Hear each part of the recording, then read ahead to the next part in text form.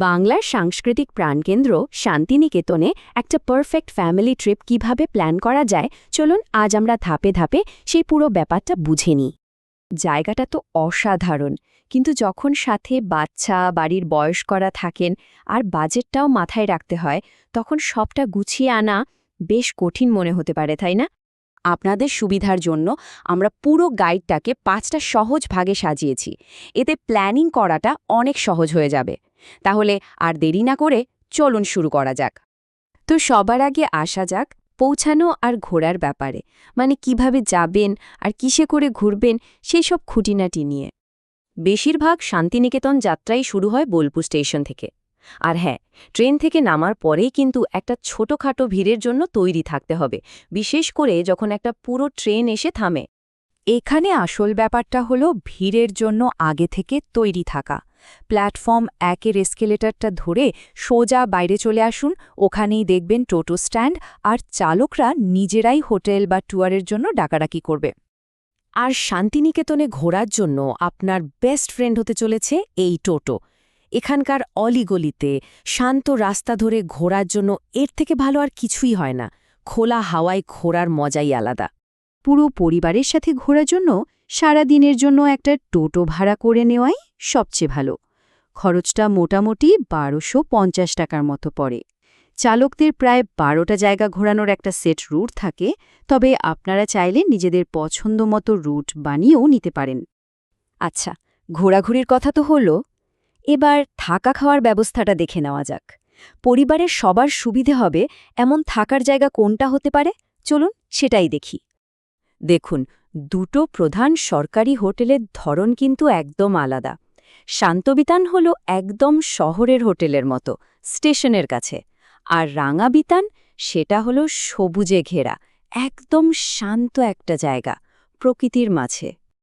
এবার আসা যাক খরচের কথায়। রাঙাবেতানের বেস প্রাইসটা একটু বেশি হলেও দুটো হোটেলেই কিন্তু ব্রেকফাস্টটা কমপ্লিমেন্টারি, মানে ফ্যামিলি বাজেটের জন্য বেশ ভালো একটা ডিল, তাই না? পরিবারের কার জন্য কোনটা ভালো সেটা কিন্তু এই হোটেল দুটোর সুবিধেগুলো দেখলেই বোঝা যায়। যেমন শান্তবিতানে বাচ্চাদের জন্য সুইমিং পুল, খেলার জায়গা আছে, আর বাড়ির বয়স্কদের জন্য লিফটের ব্যবস্থাও আছে। আবার রাঙাবিতানে বয়স্কদের জন্য রয়েছে খোলা সবুজ জায়গা আর সন্ধেবেলার লাইট অ্যান্ড সাউন্ড শো। থাকা খাওয়ার প্ল্যান তো হলো, এবার চলুন আসল মজায় ফেরা যাক। মানে কোথায় ঘুরবেন, কি দেখবেন। সোনাঝুরি হাট নামটা তো শুনেইছেন, এটা কিন্তু রোজই খোলা থাকে। তবে আসল মজাটা পেতে হলে, মানে বাউল গান, আদিবাসী নাচ দেখতে হলে শনি রবিবার আসতেই হবে। তখন হাটটা একদম জমে ওঠে। শুধু হাট নয়, আরও অনেক কিছু আছে কিন্তু। সৃজনী শিল্পগ্রামটা ঘুরে আসতে পারেন, দারুণ অভিজ্ঞতা হবে। বাচ্চাদের নিয়ে গেলে তো ডিয়ার পার্কে যেতেই হবে, ওরা খুব মজা পাবে।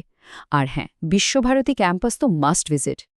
আর একটা ভালো ব্যাপার হলো, শান্তবিতানে থাকলে শুক্র আর শনিবার সন্ধেবেলা হোটেলের মধ্যেই কালচারাল প্রোগ্রাম দেখতে পাবেন। দিনের শেষে দারুণ একটা রিল্যাক্সেশন। এত ঘোরাঘুরির পর তো খিদে পাবেই, তাই না? চলুন এবার খাবারের অপশনগুলো দেখে নেওয়া যাক। কি খাবেন, কোথায় খাবেন, সব আলোচনা করা যাক। হোটেলের রেস্টুরেন্টেই এ থালিগুলো পাওয়া যায়। এটা খুব সুবিধাজনক, বিশেষ করে যদি পরিবারে বয়স্ক কেউ থাকেন যাদের হয়তো বারবার বাইরে যেতে ইচ্ছে করে না। তবে পকেটে টান থাকলে বা লোকাল ফ্লেভার টেস্ট করতে চাইলে বাইরেও কিন্তু দারুণ সব অপশন আছে। একটু টোটো ধরে গেলেই পেয়ে যাবেন।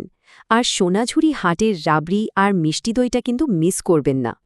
সব তো হলো, কিন্তু শেষে কয়েকটা জরুরি কথা না বললেই নয়। এই টিপসগুলো আপনার ট্রিপটাকে আরও সহজ আর সুন্দর করে তুলবে। আচ্ছা, এখানে একটা খুব জরুরি টিপস আছে, যেটা আপনার পকেটে কিছুটা হলেও সাশ্রয় করতে পারে। মন দিয়ে শুনুন। ব্যাপারটা খুব সহজ। আগে জিএসটি ছিল 12%, এখন সেটা কমে হয়েছে 5%। তো যদি বেশি টাকা দিয়ে বুক করে থাকেন, তাহলে বাকি 7% টাকা আপনারা চেক ইন করার সময় ফেরত পেয়ে যাবেন। শুধু ম্যানেজারের সাথে একবার কথা বলে নেবেন। এটা কিন্তু কোনো বাধা ধরা রুটিন নয়, জাস্ট একটা আইডিয়া, যাতে আপনারা নিজেদের মতো করে প্ল্যানটা সাজিয়ে নিতে পারেন। বিশেষ করে বাচ্চাদের কথা মাথায় রেখে একটু রিল্যাক্সড রাখা হয়েছে, যাতে ওদের ওপর চাপ না পড়ে। আসলে শান্তিনিকেতনে আসা মানে শুধু জায়গা দেখা নয়, এখানকার শান্ত পরিবেশটাকেও মন ভরে অনুভব করা। এটাই আসল কথা। শিল্প আর প্রকৃতিতে ভরা এই জায়গাটা, ভাবুন তো, এই শান্তিনিকেতন ট্রিপটা আপনার পরিবারে কোনো নতুন স্মৃতি বা ঐতিহ্যে শুরু করতে পারে। সেটা নিয়ে ভাবতে ভাবতেই এবারের মতো শেষ করছি।